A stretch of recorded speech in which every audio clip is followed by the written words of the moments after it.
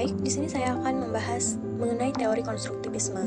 Teori ini menyatakan bahwa seseorang membentuk pemahamannya sendiri melalui pengalaman serta interaksi dengan lingkungan sekitarnya.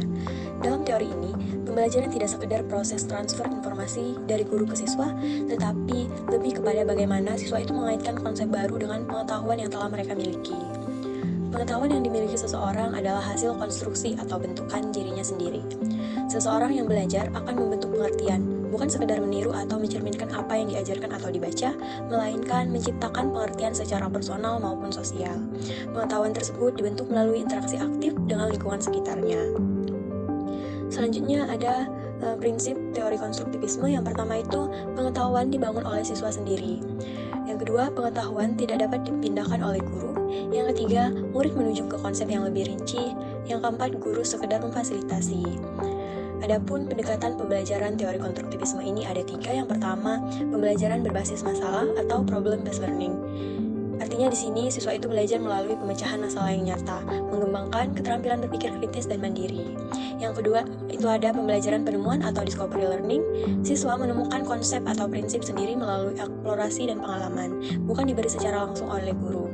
Yang ketiga atau yang terakhir itu pembelajaran berbasis proyek atau project-based learning.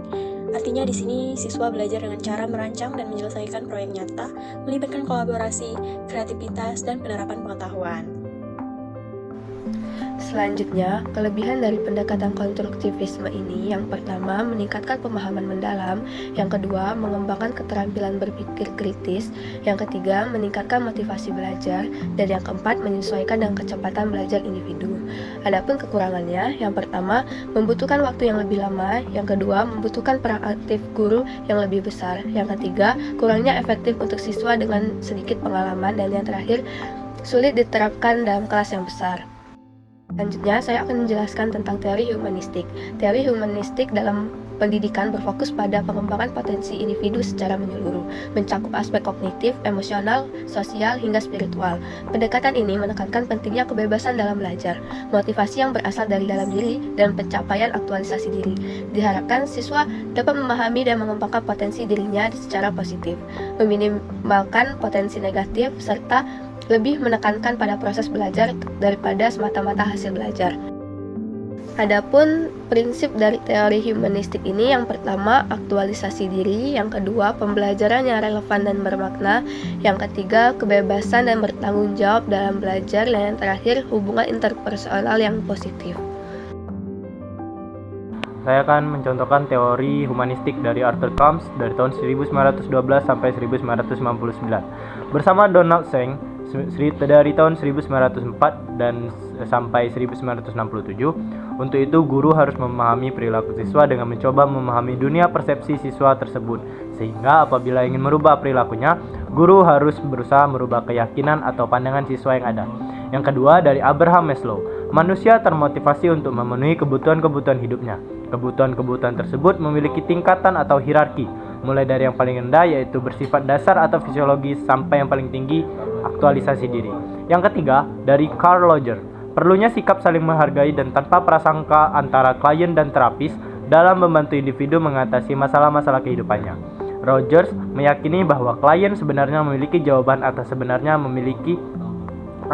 permasalahan yang dihadapinya, dan tugas terapis hanya membimbing klien menemukan jawaban yang benar. Menurut Rogers, teknik-teknik assessment dan pendapat para terapis bukanlah hal yang penting dalam melakukan treatment kepada klien. Peran guru dalam humanistik yaitu sebagai pendamping yang membantu siswa menemukan minat dan bakat, menciptakan suasana belajar yang mendukung perkembangan emosional secara intelektual, dan menghargai setiap individu dan mendukung pertumbuhan mereka secara keseluruhan. Adapun kelebihan dari teori humanistik yaitu membangun kepercayaan diri dan harga diri siswa, menekankan pembelajaran yang bermakna, menciptakan lingkungan belajar yang positif, dan memfasilitasi pengembangan keterampilan sosial dan emosional. Adapun kekurangannya yaitu sulit diukur secara objektif, kurang efektif dalam materi yang membutuhkan hafalan atau struktur yang ketat, membutuhkan guru dengan keterampilan tinggi, dan kurang cocok untuk lingkungan pembelajaran yang sangat terstruktur. Kesimpulannya, teori konstruktivisme dan humanistik dalam bimbingan dan konseling memberikan pendekatan yang berpusat pada peserta didik dengan menekankan keterlibatan aktif individu dalam memahami dan mengembangkan dirinya. Teori konstruktivisme berpandangan bahwa pengetahuan dibentuk oleh individu melalui pengalaman dan interaksi dengan lingkungan. Sementara konselor berperan sebagai fasilitator yang membantu siswa membangun pemahaman secara mandiri. Pendekatan ini mendorong pengembangan kemampuan berpikir kritis, pemecahan masalah, dan pembelajaran yang bermakna. Di sisi lain, teori humanistik dalam BK lebih menekankan pada pengembangan potensi diri secara menyeluruh, baik secara kognitif, emosional, sosial maupun spiritual.